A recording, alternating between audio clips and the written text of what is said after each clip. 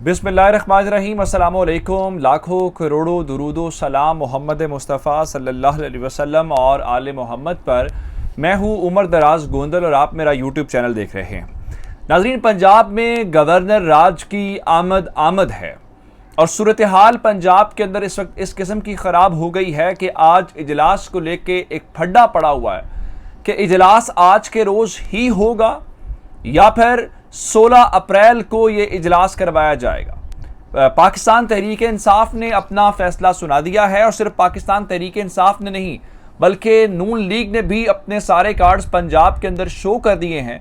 लेकिन नहले पे दहला मारा है चौधरी परवेज इलाही ने, और चौधरी परवेज इलाही ने अब जो रास्ता हमवार किया है उसके ऊपर आखिरी कार्ड पाकिस्तान तहरीक इंसाफ खेल सकती है। और पाकिस्तान तहरीक इंसाफ ने अगर ये कार्ड खेल दिया तो इसका मतलब ये होगा कि अब किसी के हाथ में कुछ नहीं बचेगा और आपको सिर्फ कौमी असम्बली नहीं, पंजाब के अंदर भी इलेक्शंस करवाने पड़ेंगे। और आज सुप्रीम कोर्ट में दुहाइयां दी नून लीग के वकील ने कि खुदारा पंजाब के हवाले से कोई हुक्मनामा जारी करें, कोई ऑर्डर पास करें, लेकिन अदालत ने एक बात भी वहां पे नहीं सुनी। दूसरे नंबर के ऊपर चल के ओवरऑल देखा जाए तो इमरान खान ने इस ऑपोजिशन को बंद गली में फंसा दिया है।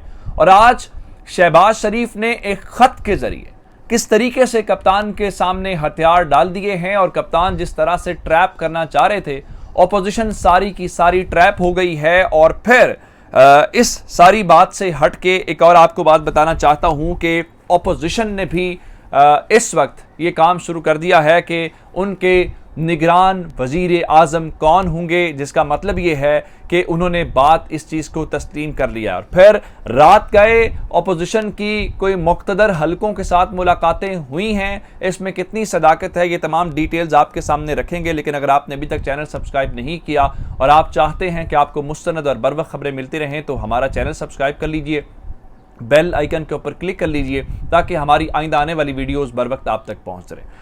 मामला इस वक्त ये है कि किसी भी जगह पे कब जो है गवर्नर राज लग सकता है, जब वहाँ पे कोई पॉलिटिकल क्राइसिस आ जाए, वहाँ पे कॉन्स्टिट्यूशनल क्राइसिस आ जाए या ऐवान की सूरत हाल ऐसी हो जाए और पंजाब के अंदर पंजाब असेंबली उस पूरे पैमाने के ऊपर पूरी उतरती है।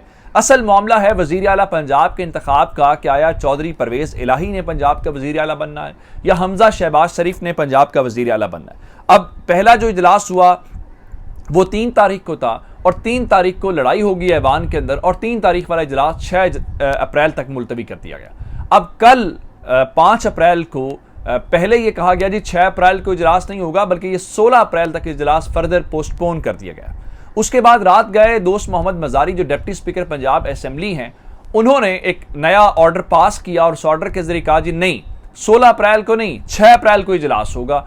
अब इसके ऊपर उनकी अपनी जमात वो तहरीक इंसाफ से मुंतखब शुदा MPA हैं जिसकी बुनियाद के ऊपर वो डिप्टी स्पीकर बने हैं, तो उन्होंने उस चीज़ को बुरा माना और उनके इस ऑर्डर को जो असेंबली सेक्रेटरी हैं मोहम्मद खान भट्टी उन्होंने भी मानने से इनकार कर दिया, असेंबली सेक्रेटरीट ने मानने से इनकार कर दिया। उसकी वजह यह है कि ऑर्डर तो उनका आ गया, ऑर्डर के बाद एक नोटिफिकेशन होना होता है जो गजट नोटिफिकेशन होता है जिसके जरिए तमाम इदारों ने उसके इंतजामात करने होते हैं और वो नोटिफिकेशन जारी नहीं हुआ, जिस बुनियाद के ऊपर ये सारे के सारी सूरत हाल हुई। और उस पर जो दोस्त मजारी हैं उन्होंने कहा जी मैं आइन और कानून के मुताबिक हर सूरत आज ही इजलास करवाऊंगा, ये उनका कहना था। तो उनकी अपनी जमात पाकिस्तान तहरीक इंसाफ ने उनके खिलाफ तहरीक अदम एतमाद जमा करवा दी कि हमें इनके ऊपर एतबार नहीं है और ऐवान इनके ऊपर अदम एतमाद करता है, इसलिए इनको इनके मनसब से हटाया जाए। अब जब उनके खिलाफ तहरीक अदम एतमाद आ गई तो इसका मतलब ये है कि फिर स्पीकर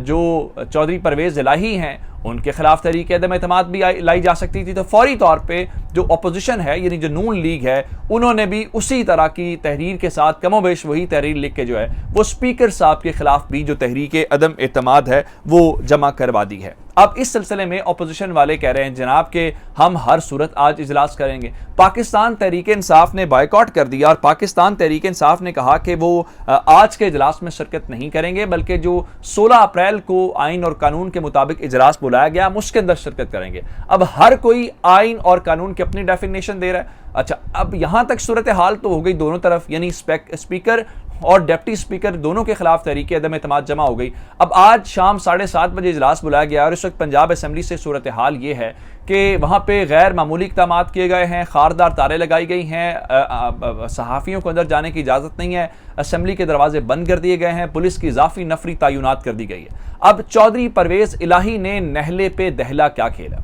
अब दोनों के खिलाफ तहरीक अदम एतमाद आ गई। चूंकि स्पीकर साहब खुद वजीर आला के कैंडिडेट हैं तो उन्होंने डिप्टी स्पीकर को अपने इख्तियार डेलीगेट किए थे। उसी तरह का आपसे थोड़ी देर पहले उन्होंने एक नोटिफिकेशन जारी किया है जिसके अंदर उन्होंने तमाम डेलीगेटेड इख्तियार जो है, यानी जो इख्तियार स्पीकर डिप्टी स्पीकर को कहता है कि आप मेरे बिहाफ पे इस्तेमाल करें, वो तमाम इख्तियार विदड्रॉ कर लिए गए, यानी डिप्टी स्पीकर को गैर फाल कर दिया गया है। अब वो कुछ नहीं कर सकते। अब उनके खिलाफ भी तहरीक एतमाद है, स्पीकर साहब के खिलाफ भी तहरीक एतमाद है। एक ही दिन तहरीक एतमाद जमा हुई हैं और सबसे पहले डिप्टी स्पीकर के खिलाफ जमा हुई है, फिर स्पीकर के खिलाफ जमा हुई है। तो वो कह सकते हैं जैसे डिप्टी स्पीकर के खिलाफ आई तो मैंने उस लिहाज से किया।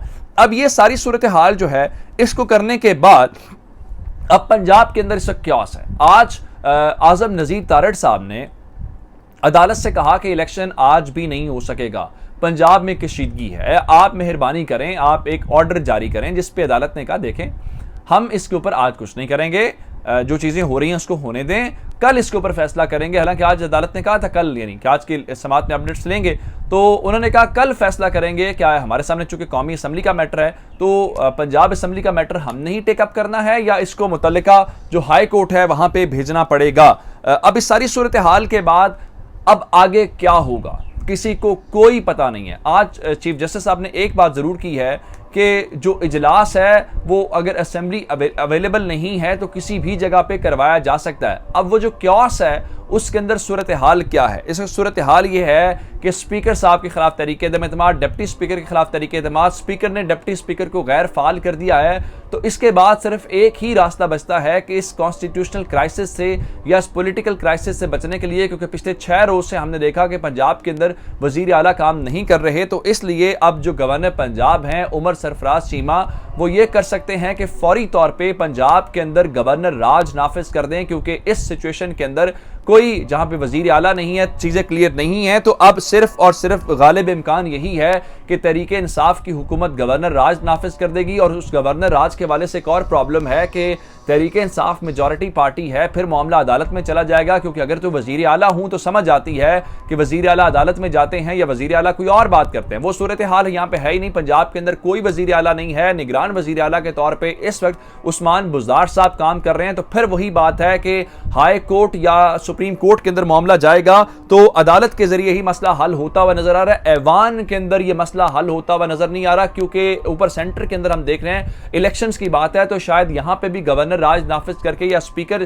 या गवर्नर कोई ऐसे शिक निकाले जिसके जरिए वो असेंबली डिसॉल्व करें और असेंबली डिसॉल्व करके पंजाब के अंदर भी वो इलेक्शंस कॉल कर ले। क्योंकि सदर मुमलिकत ने आज इलेक्शन कमीशन को यह खत लिख दिया है, मरासला जारी कर दिया है कि आप पूरे मुल्क के अंदर आम इंतखाबात 90 दिन के अंदर करवाएं। इसी किस्म का जो काम है वो जो गवर्नर पंजाब उमर सरफराज चीमा है वो भी स्टेप ले सकते हैं, लेकिन जाहिर बात है स्टेप को मानेगा कौन? वो स्टेप भी फिर असेंबली के से निकल के अदालत के अंदर जाएगा। इस वक्त कोई दो राय नहीं है, हमें ये मानना पड़ेगा कि एक पूरे का पूरा क्राइसिस है। लेकिन ऑपोजिशन बेचारी बंद गली में फंस गई है, वो करे तो करे क्या?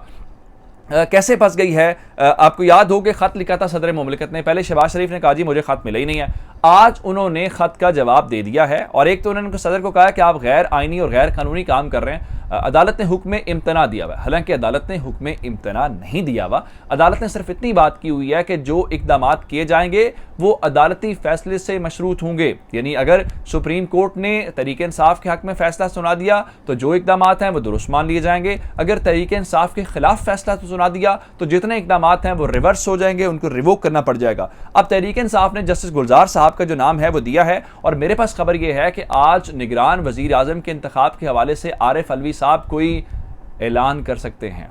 खबर ये किसी भी वक्त आ सकती है, ये आपने जहन में रखना है। लेकिन शहबाज शरीफ साहब ने जस्टिस गुलजार का नाम मुस्तरद कर दिया है, उन्होंने कोई नाम तजवीज़ नहीं किया। उन्होंने ये कहा है कि मैं इस मुशावरत के अमल के अंदर शरीक नहीं हूँगा।